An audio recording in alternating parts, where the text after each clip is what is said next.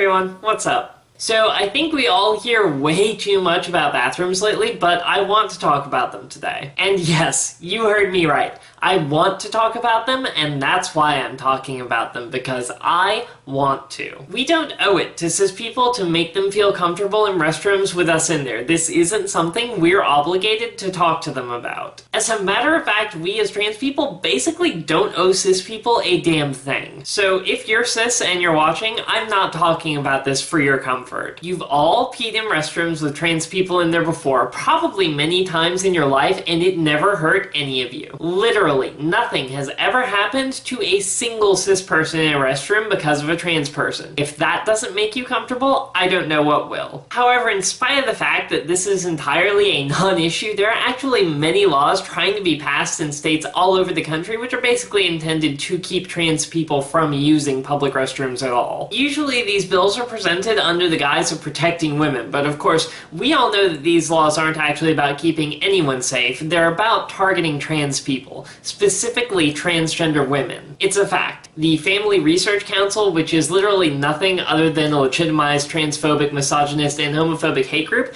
actually lists it as their first step in a 5-step plan to literally attempt to eradicate transgender people. So one of the most common ideas for fighting back about this has been presenting the fact that many cis-passing trans people, especially trans men, actually do exist. But speaking of how cis people are always forgetting that everyone but trans women exists, let's take a moment to talk about the people we, as the trans community, are always forgetting: non-binary trans people. I actually personally know a lot of non-binary trans people, mostly bigender and agender people. And I posted one of these pictures the other day, and one of them brought up how the campaign really does nothing for non-binary people, or even people who don't pass as cis for that matter. And they were absolutely right, which brings me to the entire point of this, which I know some people are gonna hate on me for because they're true scummy and want to treat non-binary people the way the LGB like to treat us. And they can go fuck themselves. Non-binary people frequently either have experiences of gender that we have really no way of understanding at all from a binary perspective, or even no experience of gender whatsoever.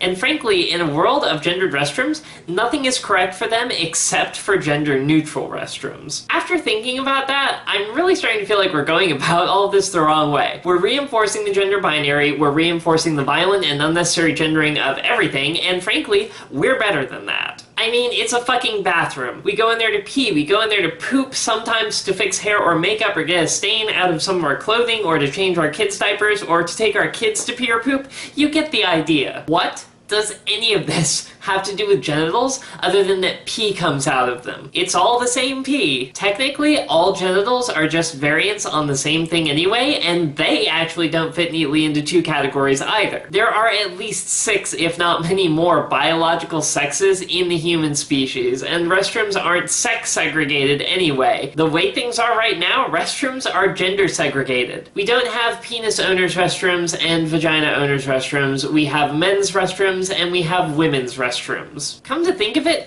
why are they segregated anyway? I started wondering about that, and then of course, it occurred to me. Why don't I, as a woman, want to be in a men's room? Simple. I don't feel safe around cis men. Why? Because of the same reason as any other woman: institutionalized misogyny and normalized violence against women. And I've really come to feel that gendered spaces, especially restrooms, are a prime example of one of the worst parts of the violence and misogyny, and more specifically, how we go about trying to compensate for it when we should be trying to eradicate it. I mean, at some point, obviously, we decided it would be wrong to put women at risk of being raped by being forced to share a restroom with men who may try to rape them. This is obviously a legitimate concern, but I really feel like we have the cause mixed up here. Hint: it's not the restroom. And so instead of doing the right thing and teaching men not to rape, we took the easy way out and we separated the restrooms. But here's the thing, that hasn't actually fixed anything. Society is still fucked up and misogynist, and men just rape women in other places. I think That's one of the most ridiculous parts of this whole thing.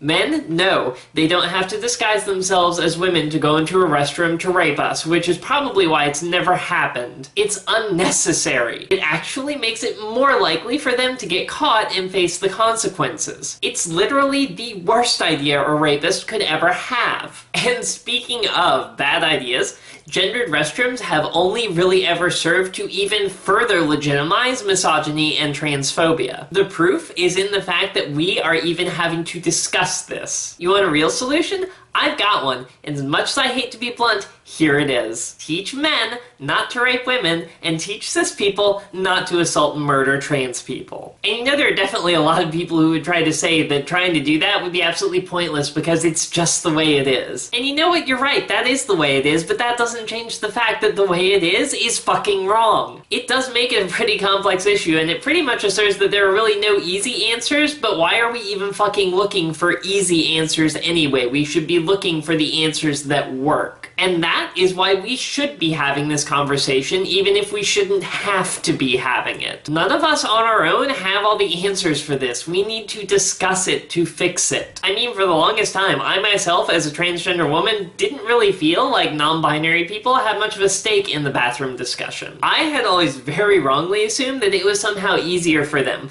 But if anything, the truth seems to be that they frequently actually have it the worst of all. And I never would have even thought about that if someone hadn't brought it up. So I want to hear what you have to say down in the comments below the video. Let's talk about it. Let's get more people talking about it, because that is really the only way that we can fix it. As always, thank you so very much for watching, and until next time, be yourself.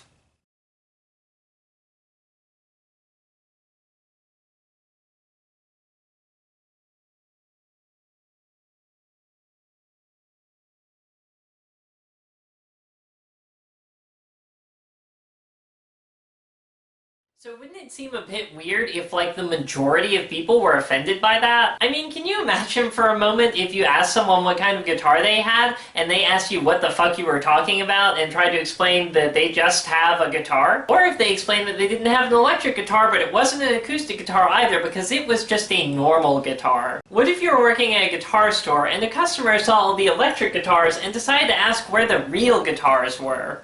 But if you found them an acoustic guitar and it was sitting